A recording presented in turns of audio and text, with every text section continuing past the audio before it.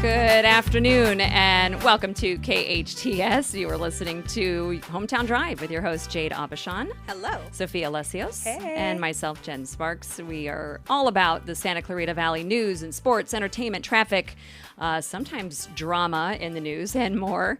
And we're kind of giggling because every time our lovely bumper comes on, of course, we are reminded of the kazoos.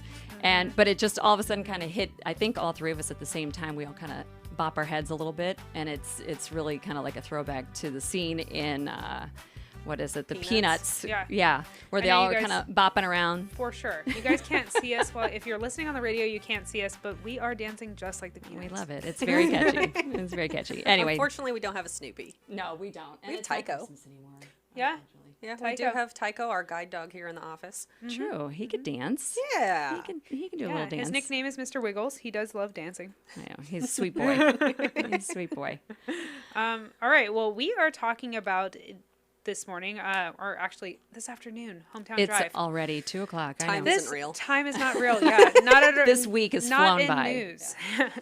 But, okay, so what we're talking about with news right now is the former CEO of the Painted Turtle in Lake Hughes, a nonprofit specialty camp for children with chronic or life-threatening medical conditions. He's now been charged with embezzling of $5.2 million from the organization during his tenure between 2018 to 2025. Now, Jade, I want you to kind of give us a little bit of briefing of what this story is kind of about, because when we were all talking about it, I mean, Jen was saying, like, this is crazy. I wish I had $5.2 million to embezzle, to do anything with, much less embezzle. But what ended up happening is that Christopher L. Butler, who, as you mentioned, was the camp CEO for several years, now faces 15 felony counts, including 9 counts of grand theft, 5 counts of forgery, and 1 count of fraudulent use of a computer.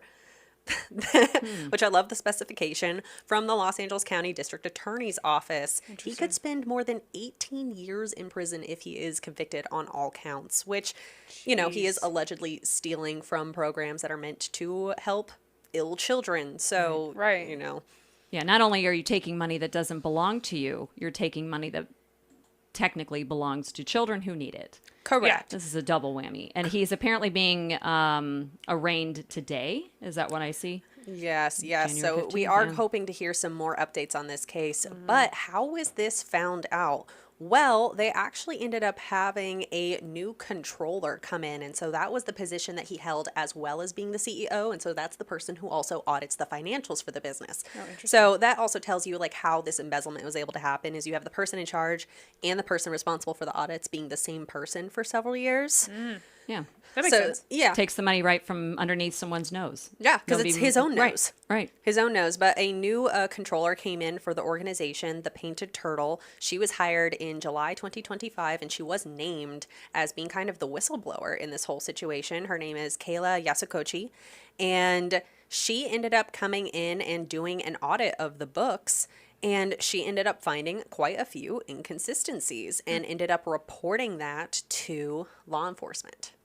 So do you think that they have an inkling of something kind of being a little fishy, or was this just she opened up her computer on day one and stepped into this? Well, I mean, we've had discussions of audits kind of uncovering other things, as in our previous discussion several weeks ago about the College at the Canyons. You know, as new people kind of come in, they look over previous work with College at the Canyons. Now, with what a forensic accountant came in with College of the Canyons, egregious appearance of embezzlement. Sometimes you just need that new set of eyes to look through old work and go, hey, what's going on here? But the fact that she was able to immediately come in and go, hey, there's something wrong here, and that the case was so quickly able to be brought to an arrest point does indicate quite a bit of, I'd say not a lot of effort being made to hide that amount of embezzlement. And the Los Angeles County District Attorney, Nathan Hochman, did actually put out a statement. He said, quote, abusing a position of power to steal funds from a camp dedicated to helping children with serious medical conditions is an affront to both the law and our deepest values. My message is crystal clear. If you steal from the most vulnerable members of our community, or the organizations that serve them, this office will use every tool the law allows to hold you fully accountable, unquote. Well, I felt like he didn't have to hide a whole lot, considering he was the one who was hiding from. So in his mind, he's saying, well, I mean, he's the one who's going to be checking it. So of course he's going to be approving this. So with this person coming in and kind of being the whistleblower, I'm sure she was probably like, well, he's the one who was overseeing this the entire time.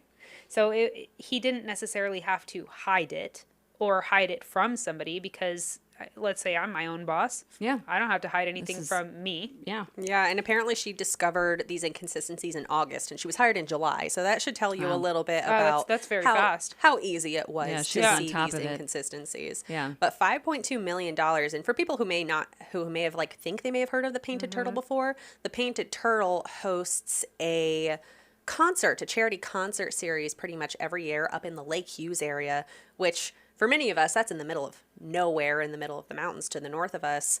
But I do know that there are some pretty big names that have been associated with that concert. I believe that Lana Del Rey is supposed to perform this year or last year. Well, and according to their website, too, they have a lot of other programs. They do, it looks like, obviously, a summer program. They even have an in-hospital program, a family weekend program, a virtual camp, which I think is really cool, too.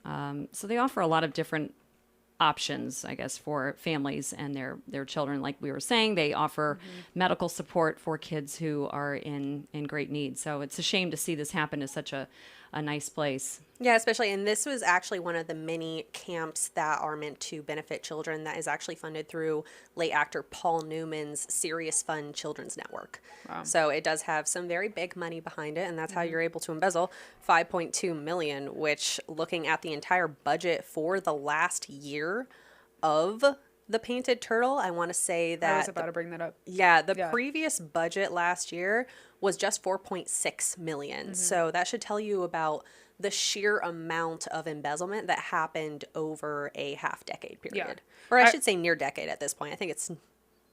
I was about to read the camp's expenses. Oh, too. yeah, go for it. Yeah. So on one of the available forms, it was, this is the year ending December 31st, 2023. So they generated about $4.6 million in revenue that year, and that's what was reported on their taxes. During the year, the organization also said that they spent more than $7.9 million in expenses, and its net total. So since it's been open, they have totaled more than $29.2 million. So this is a organization that does generate a lot of money. Well, you can also go on their website. I don't know if this is, out of line for me to mention, but if you want to learn more about the Painted Turtle, you can go on their website. Obviously, they have a section for donations, and then for volunteers as well. It sounds like they could use a little boost from the community right about now. Oh, yeah. Yeah, I definitely think so. And please, everybody who's listening, don't think that the Painted Turtle is a bad organization. This is something that is actually really helping kids. It's just apparently one bad apple. One bad seed. Yeah. That's a shame. Yeah. Allegedly. Allegedly. Yeah. Innocent until proven guilty, and True. is not in court until today. Exactly. All right. Well, we will be right back. And when we come right back, you will be getting some traffic reports as well as weather and some other news.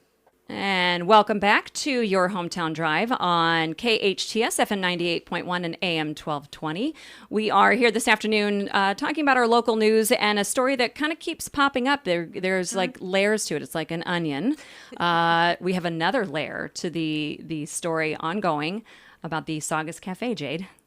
This is so. Just to give a little bit of recap, if you're not familiar with the Saugus Cafe, little nutshell. The Saugus Cafe is about 140 years old now, and there has been a restaurant at this location called the Saugus Cafe or Toll Free's Coffee House or something at the old Newhall station in the Saugus Pardee area for about a century and a half. So what is going on with the next steps? That is the real question. So there was some news a couple weeks back from the people who have been operating the Saugus Cafe that the Saugus Cafe was permanently closing. Now, obviously, Los Angeles loves our eateries, and we love our historical eateries more than anything. Right. So this shook up the Southland. Like, this wasn't just a Santa Clarita news thing. This actually reached some national news because we don't like it when our classic old restaurants close. Yeah, well, and it's historic, and there's been a lot of famous people there, a lot of you dignitaries. you have Theodore Roosevelt's eaten there, Charlie Chaplin's eaten there. You're talking about, it has a lot of history because Santa Clarita, that used to not only be a main stopping point on the railroad line, which was one of the main routes into and out of Los Angeles, period, from the rest of the nation before the building of the highways. But it's also just a big filming area up here in Santa Clarita. So we have a lot of movie stars who have eaten at the Saugus Cafe during its tenure.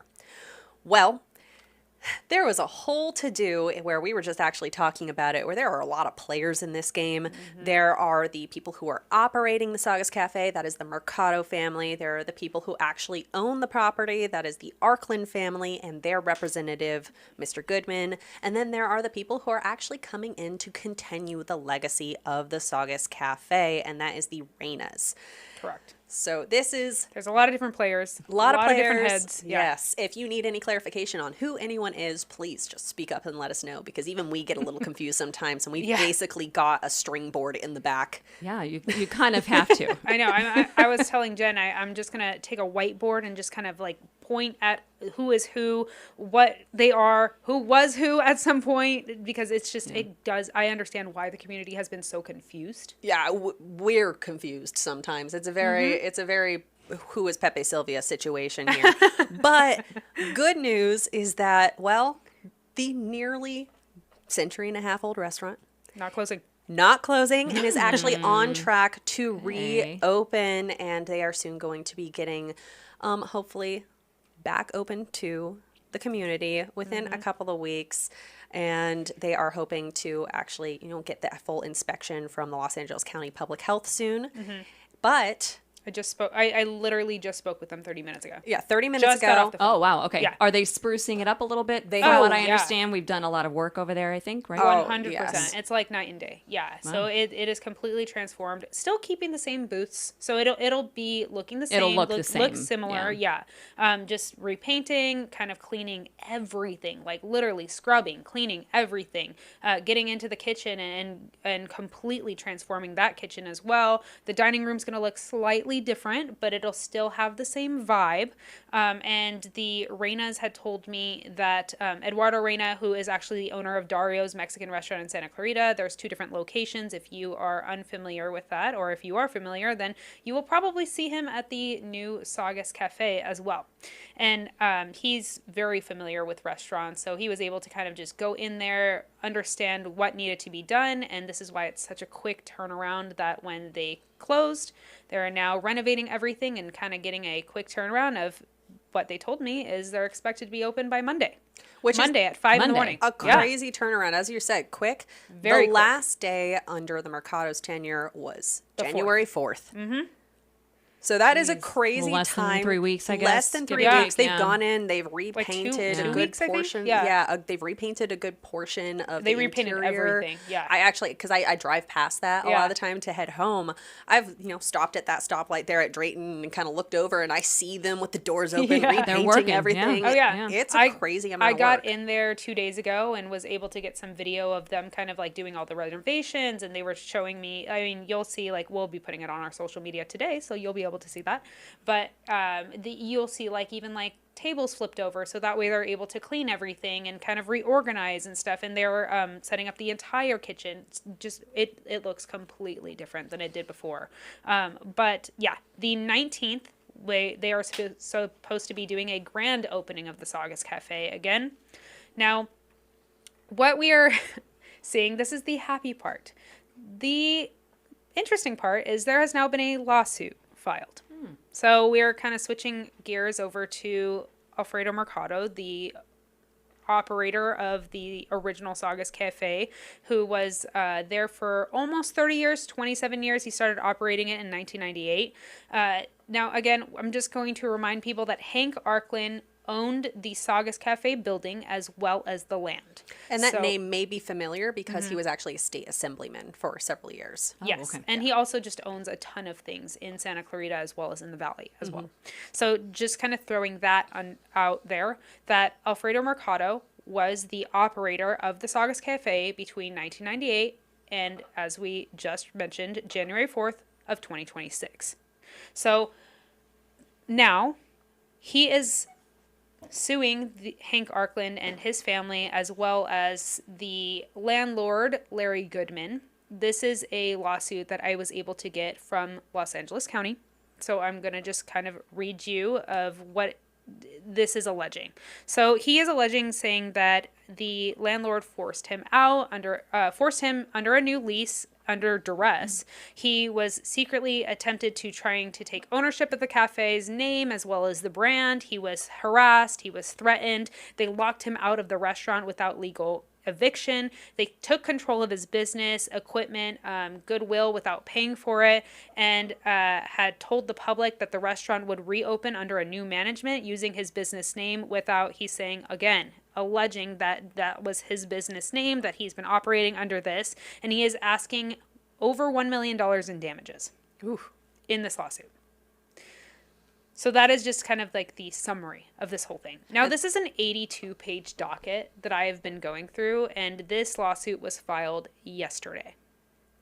I'm kind of surprised that it's not asking for more in damages, and I don't know anything about, I thought $1 million was a lot. Really, I just, maybe because of, pardon me, maybe because of the name itself, and because it is such a staple, in our community. I just thought maybe it would kind of boost up that dollar amount. But I mean, obviously it'll be interesting to see how this all plays out.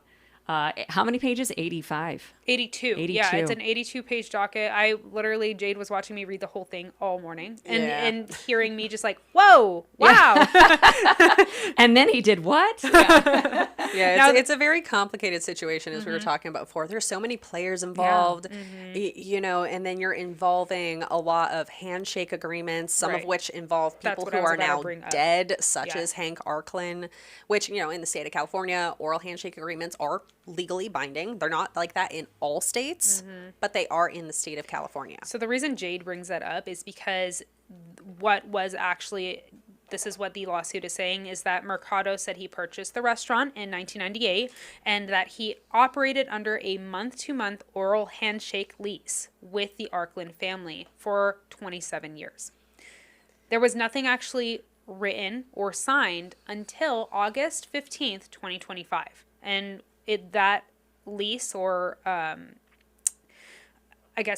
resident agreement is actually in the 82-page docket. And that when the only reason why there was some sort of like formal lease was because Hank Arkland had died in August of 2025. And that's what spurred it. Yeah, so he died actually on the 1st, and that's when things kind of really started changing in terms, because obviously Mr. Arkland dies, his family members are still around and are still controlling all the properties, which Mr. Goodman is an operator and like landlord for them. But I mean, we see this happen a lot when it comes to private property ownership. One person dies and you got to kind of go in and figure out, okay, how is this operating, especially when you have new people going in. Yeah. So I know there's so much more that you guys are just going to have to head over to our website. It's hometownstation.com. It's really just hard to kind of like give you an entire timeline of what's been going on. We're going to go into in-depth detail about this lawsuit and also just the updates about what's going on with the Saugus Cafe. Again, the new operators are planning on opening this Monday, so Monday at 5 a.m. So if you want to be there, you can go stand in line or get a pancake. On Martin Luther King Day. Yeah, on Martin Luther King Day. Oh, wait, is it this Monday? It is this Monday. Yeah, Monday the 19th. Wow, okay. At 5 in the morning. I know, time is flying by, isn't Time it? is really flying by, yeah. But again, so this lawsuit has nothing to do with the new operators. I just want to throw that out there. Yes, it does not mention the Reinos at all. This has nothing to do with the new operators whatsoever. This is a separate thing. They're still able to operate as they need to. Okay. So we're going to be talking a lot more about that. So if you guys want more details, or maybe I should even put like an actual timeline of what's been going on our website, so that way it gives a lot more clarification, that might be helpful. But yeah, again, our website is hometownstation.com, and we will be right back, and we're going to have sports with us. So keep listening. All right, perfect. And we are back with your hometown drive again this Thursday afternoon with Jade Aubuchon, Sophia Lesseos, and I'm Jen Sparks. And in studio, we are joined by our sports director, Steven. Steven, we've got a lot of stuff happening, right? Yes, we do, especially in the sport of basketball right now. A lot of big things happening. Yeah, it's hot. What's going on? So, first of all, I'd like to clarify one thing that I did say last week. Darby Dunn, who scored 1,000 points, I said she was the first girl to do so. That was incorrect. She was the first sophomore girl to do so. So I wanted to clarify that. I misspoke last week. I want to clear that up. Clearing the air. And I'd like to clarify that because last week, just 2 days after Darby broke that record, Trinity Classical Academy sophomore Noah Pena also broke the record for the girls. So now there's two sophomore girls in the Santa Clarita Valley that have scored 1,000 career points. What? Goodness gracious. That's crazy. Look at us with sports. Where are these kids coming from with this talent? That's insane. Growing up, I don't think I ever was surrounded by kids with that kind They're of eating their physical spinach. ability. Yeah. That's right. It's the Wheaties. That's impressive. Wheaties. Cheerios. Yeah. Ooh. MJ on the box of the Wheaties. Yeah. And then it's not just the girls. There's also some guys that also reached that 1,000 point club. Isaac Uhika from Canyon was the 8th player in Canyon history to score 1,000 points. So shout out Canyon. They're coming off a CIF championship from last season, trying to repeat that this year. It's going a little tough, but that happens when you have a senior heavy team. You lose players, and they're in that transition period. You said he's a senior? He is currently a senior, yes. Oh, nice. Awesome. Well, congratulations, Isaac. Yeah, and then also from Trinity, Noah Phillips. He is another senior. He just scored 1,000 points last week as well. So all in the same week. Man. Wow. A bunch of Canyon Are they and a bunch of competing? Trinity kids, just all. Yeah, all from Canyon and Trinity. One boy, one girl. So kind of fun. I didn't even realize that too. You pointed that out. Maybe they all had a bet at some point. Yeah. Yeah, Like, right. who was gonna score the Try and 1,000 outplay points? one another. Yeah. Probably. Sports betting is big these days. Not in California. It's not legal. That- Yeah. you can still bet. They're still handshake. betting. I bet there's a lot of good Is that- betting apps out there. I don't bet too often. I The don't only like to bet's in waste my money. Nevada. You want to wear your money instead. Right, Yeah, I'm not. New shoes or something. Exactly. Yeah. I'm not the biggest sports bettor, but there are some legalities to it. Like I know you could bet in California. There's certain things I think you can't just specifically go for one team. It's more of will this guy get 5 catches? Will this player score 21 points? Things like that. You got could it. bet on. Yeah. More of an over-under There's a situation. gray Exactly. area. But again, I'm not a professional in sports betting. You can see my bank account. I've lost my fair share. I'm not reporting minors betting on sports. What else we got going on? So just last night, the Saugus girls basketball program got some new swag from Adidas. Totally new uniforms, brand new shoes. That there's only 14 of them made, so only the team has these shoes. Oh, that's Very cool. special. Wow. That's so That's cool. awesome. Okay, but I wouldn't want to wear them. I'd be like bummed out when they get all scuffed up and messed up. You got to keep them comes with it. nice and new. It comes with it. So the program is actually an Adidas test school. So they cool. started this over the summer. Adidas gives them different cleats, different items to test out, and basically players say, "This is what I liked about them. The shoes are great. They're a little tight, or maybe." The shoes were horrible. They looked ugly. The design is terrible. I broke an ankle wearing it, right? Whatever the issue or positives from that maybe is basically what that program is doing. They're going back to Adidas and saying, this is what we like, this is what we didn't like. Yeah, that's really cool. I like that. It gives the kids, good quality gear that, they helps them perform better, obviously. That's neat. Were they excited? Oh, they were very excited. And it was a surprise. They didn't know what they were getting. Oh, they didn't? Their coach told them, hey, after practice, we have a little surprise for you. I'm not going to tell you what it is, but we have a surprise for you. So in the entrance of the gym, they kind of set up a whole nice little thing for them. They had chairs, and on top of those chairs was the shoes, and the shoe box actually had the players' names and number. And number. and Oh, number. that's cool. And number. That's so really sweet. cool. So they walked through, they saw it, and they're like, what? And I talked to a couple of the players afterwards. At first, they were kind of like, what? What is this? And then they saw their names on it. He's like, is this for us? Oh, that's awesome. I love That's that. so exciting, Yeah. especially somebody who, I don't know, as somebody like you're in high school, that is just such a big deal to them. I mean, it should be a big deal to everybody, but like especially if you're picked, that is so cool. Yeah, and a lot of this was thanks to Christian. He is the Adidas manager of advanced creation and testing, and he came to the program. He grew up in Santa Clarita.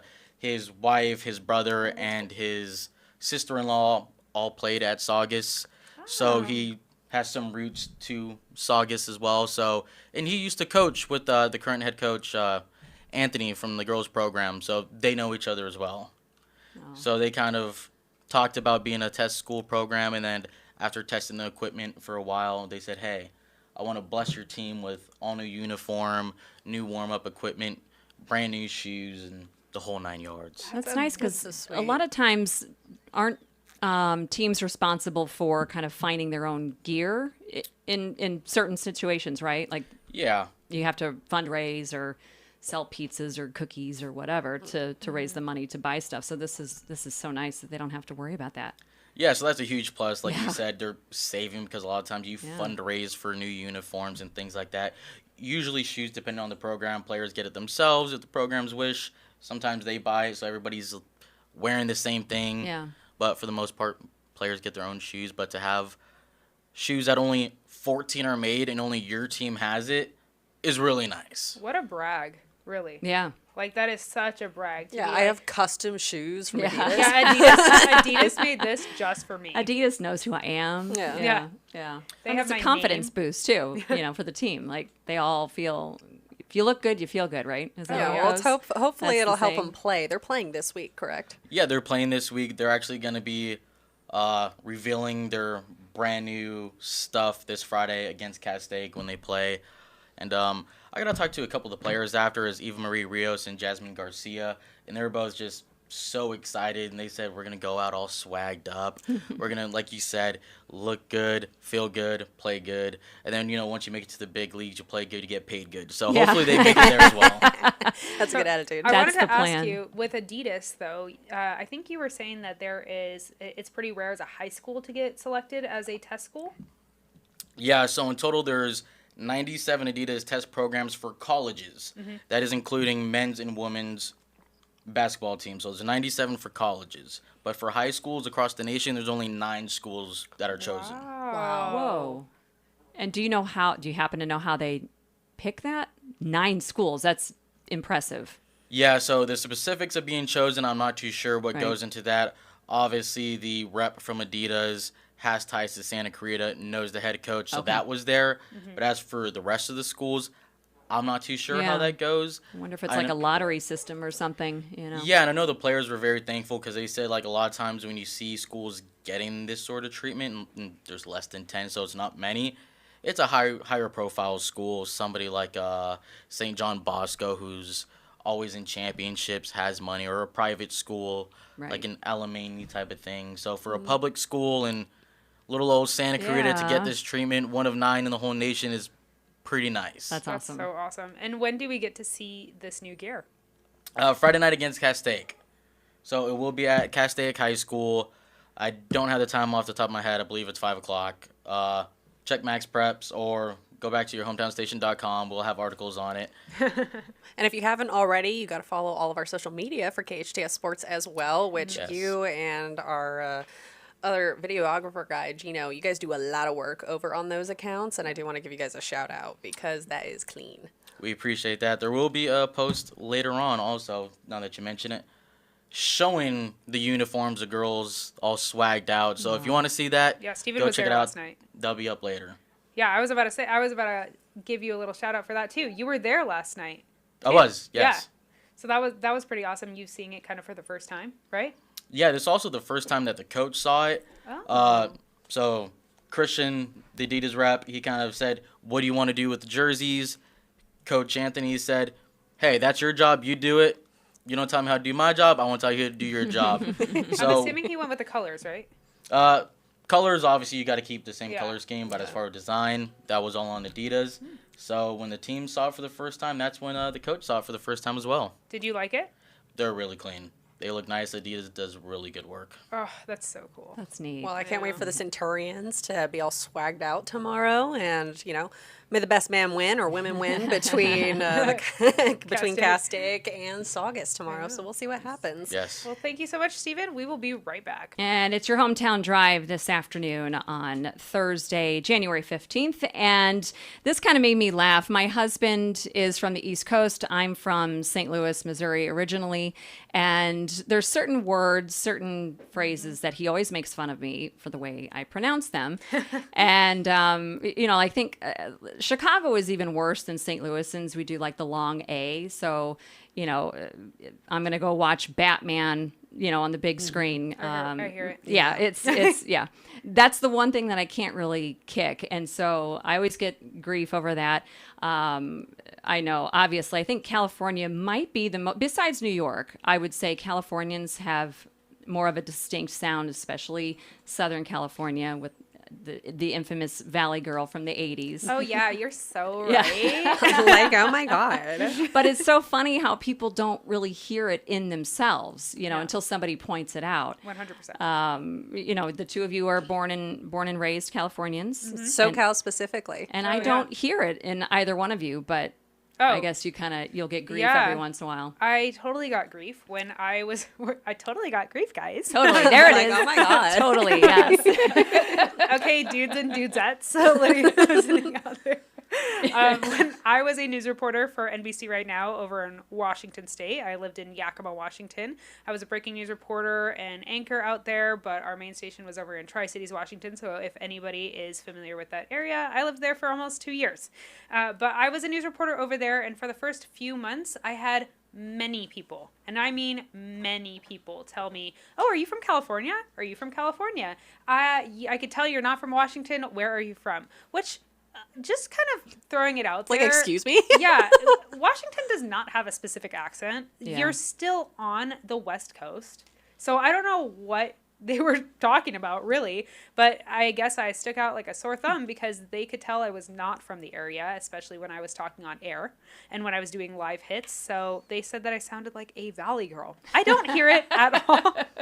I literally did not hear it. And I would actually, my news director at the time would have me overemphasize my words just because I'm not even joking, she would have me overemphasize my words because she said that my accent from California was a little too strong coming in.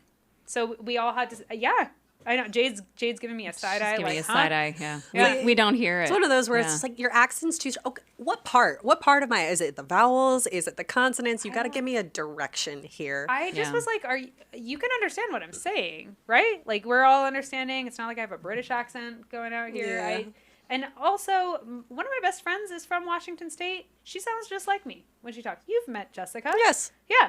She Exactly sounds like the she same. could be from California. It could be the cadence maybe or the delivery That could too. be, That could be like what people are picking up on. Yeah. Not necessarily individual words. But yeah, I get what you're saying, Jen. I know you're from. You probably have a little bit of more of an accent that I would hear than me. I think so. Yeah. I think so. But, it's just every once in a while something will stand out. So I saw like there were a couple of words that people kind of battle over how to pronounce them properly, and it just it made me laugh. A couple of them. First of all, I didn't even realize this one. Crayon. The word crayon. Oh. Crayon. All right. Let's all do a little bit of a round table. Yeah. Yeah, let's do it. I would say crayon. Crayon. Okay, so you are on here. It says some people say crayon. CRAN. I say crayon. Yeah. So, all right. I do want to mention here how your parents talk also influences you. Sure. My grandparents are from Northern California and Arkansas. My mother spent most of her life in Texas. I spent all my life here, but that may have an influence on you're things. around that southern draw a little bit. Yeah. I'm like 8th generation Californian. Like so it's in there. Yeah. It's not going my anywhere. family has lived in Los Angeles forever. We're originally from Silver Lake, and that's just Yeah. There's a couple other words that also made me laugh. Pecan, I would say pecan. Others obviously say pecan, and I think that's maybe a southern thing. Yeah, I usually say pecan. Like Pecan? Specifically Pecan, like pecan pie. Yeah. Yeah. Picture. A lot of people would say picture. They would cut out that CH completely. That sounds like But a I also wonder if Californian that's thing, just maybe. like maybe you're not educated. Yeah. Yeah, we're getting to that. Going to the that kinda- picture. Picture. Yeah. Picture show. All right. Mayonnaise is another word that people really kind of add extra syllables or maybe take out a complete syllable. Mayonnaise is, I think, more of like a southern drawl to it, but I can see that. or just make it easy on yourself and call it mayo. Mayo, I yeah. think is Yeah. probably the Mayonnaise. best bet. Yeah. Mayonnaise. And then the one that my husband always makes fun of me for is syrup. And he tells me that that's not the proper pronunciation. Okay, but wait, how does he say it? he says syrup. And I can't. I say syrup. I can't. Really? I think I say syrup. Syrup. I don't think I've ever actually thought about that. I say it because Maple syrup? I'm thinking of maple syrup. Oh, maple syrup? Maple syrup. How am I saying it? Am I saying it like Well, you? now or you're you? confusing. I'm confused. You're confused. I'm confused. Now she's confused. The other thing that makes me laugh too is pop or soda or Coke. Oh. It So can many be. versions. Okay, Yeah, there's question so many for you, different. Jen. Yeah. Did you grow up saying pop? I say soda. Okay. I say soda. Well, you're right on the Mississippi, and that Mississippi is kind of that line of where pop and soda and Coke, they all get kind of mixed up, and that's almost where that border is. And Yeah. then, you go up north to Minnesota, and then things get all sorts of They weird. get a little crazy. Yeah, but my in-laws are in Pittsburgh, and they say pop.